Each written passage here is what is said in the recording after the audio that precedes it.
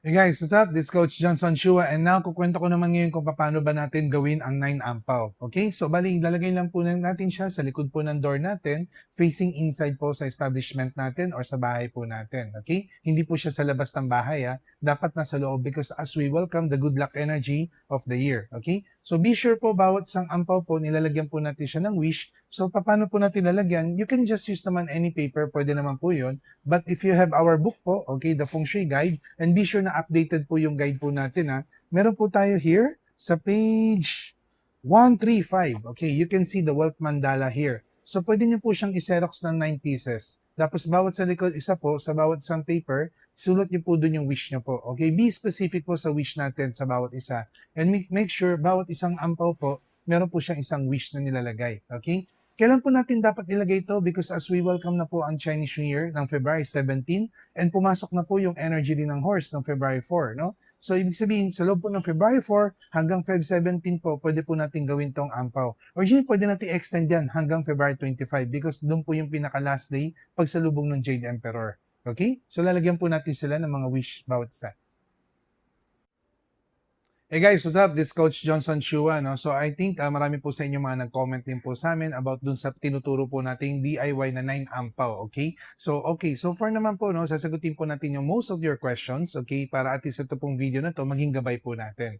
So first, ang unang tanong po is yung ampaw daw sa likod ba ng pinto or sa harap po ng pinto. Okay? So dito po natin siya ilalagay sa likod po ng pinto ng mismong main door po natin. Hindi po siya back door ng bahay. Okay? Back door, likod lang po ng main door natin because we want to attract the good energy. Okay? Kaya kailangan po yung ampaw nasa loob po siya. Ibig sabihin pinapapasok na natin yung wish.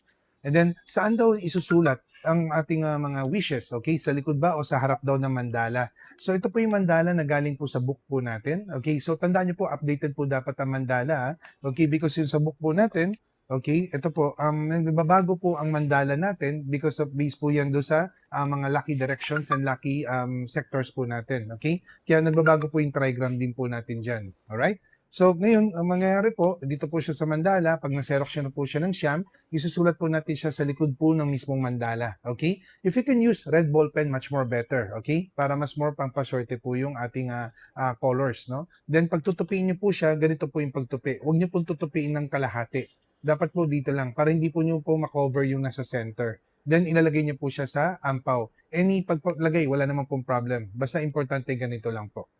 Okay? Then, kailan daw po pwedeng ilagay? So, tutusin po, pagpasok na po ng February 4 onwards, pwede na po tayo mag-start maglagay. Okay? So, pwede nyo pong i-base din po sa book po natin, here, pwede kayo mamili ng good day na meron tinatawag na installing Lucky Charm. Like tulad ng February 6 is good for installing Lucky Charm. So, pwede nyo na pong install na po yung 9 ampaw. Pero para po sa mga inyo po na hindi po sure kung kailan po talaga yung best na lucky day, don't worry, okay? Yung February 16, okay, because that's the Chinese New Year's Eve, pwede nyo na pong gawin ito. Regardless po whatever the day, regardless po kung kanino po siya conflict, wala na po yun. Because may kasabihan tayo sa Chinese New Year's Eve, lahat po ng negative natatanggal na. Okay? So, 16 ng gabi, okay, 16 ng buong araw, okay, anytime, pwede po yan, pati 17, okay, which is the mismong Chinese New Year. So, you have 16 and 17 para to create all of this, okay?